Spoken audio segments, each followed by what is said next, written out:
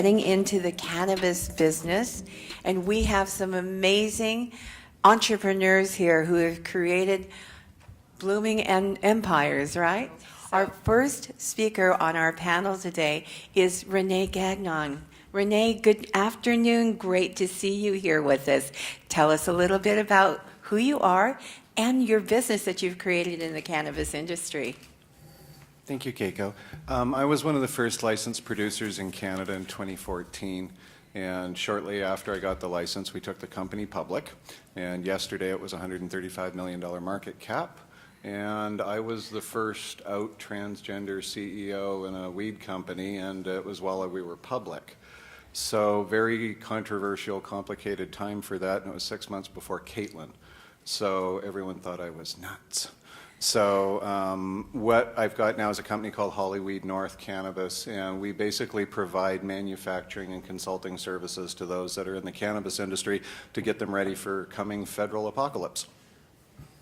Thank you so much, Renee. And next we have a lovely lady that's based here in Phoenix, Marvin Thomas. Good afternoon. Good afternoon. I am the CEO of Start Living Recovery Home, where we help men and women get off drugs and alcohol, and we get them back into society.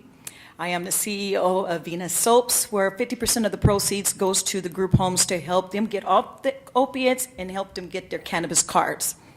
Also, I'm the CEO of 420 Skincare, which if you guys, once you finish here, you can come to my booth if you haven't already been there. It's 318, where I have samples there where you can try my products. I have medicated bath bombs, soaps, and creams.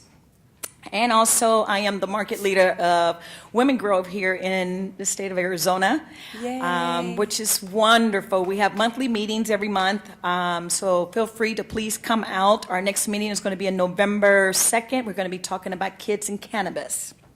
Thank you. Larry comes to us from Nevada. Welcome, and thank you so much for being here, Larry. Thank you so much for having me. So my name is Larry Smith. I'm the CEO of G5 Cultivation, which is one of the very few African-American owned cultivations in the state of Nevada.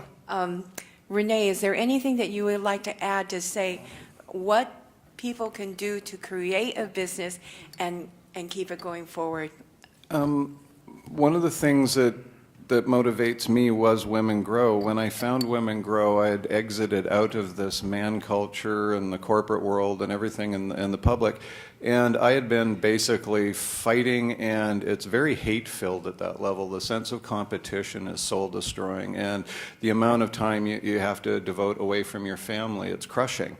And what you have to give up in order to supposedly gain is horrible. And so when I came back to what I wanted to do, I found Women Grow, and the women lifted me up.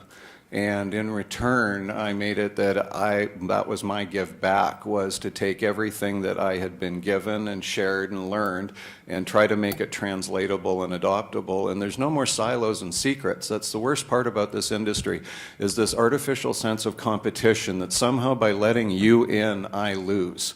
And that's the fear that's driving it all, and it's unnecessary. Supply is 1, demand is 2,000. Do the math. We can all do everything that we want to do in a limited quantity, and there will be a market for your cannabis. And once you've run out of customers in the United States, there's 7 billion people on planet Earth who will also want to smoke pot. So do it. You're allowed to. This is your right. If no one's given you permission before, for what it's worth, you have permission. Do it. Go out, kick ass. Do it. It's one thing to worship the money, it's one thing to make the money, and I try my best never to worship the money. I love what I do in business. For the record, my lead grower is a female.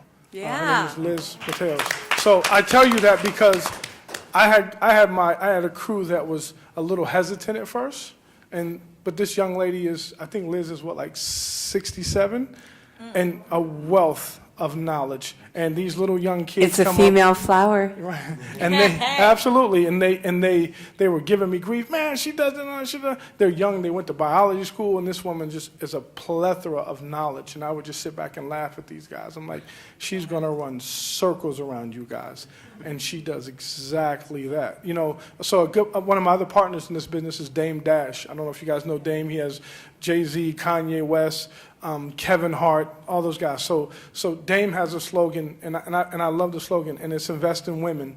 And my wife Maribel, she's here. She did all of my paperwork. So my company is comprised of nothing but women. I mean, we have a couple of guys that do the grunt work, but for the most part, like my companies are ran by women. And I mean, women get it done, man. I mean, say what you want. These guys are, and like I said, I've had those confrontations in my office with a guy going, well, Liz shouldn't do this because this, and this, and this, and this. And I'm like, so I would have to sit down and break it down. But it's to me to even have to break it down for them. Now that she's in there and she's growing and she's doing everything, they totally get it.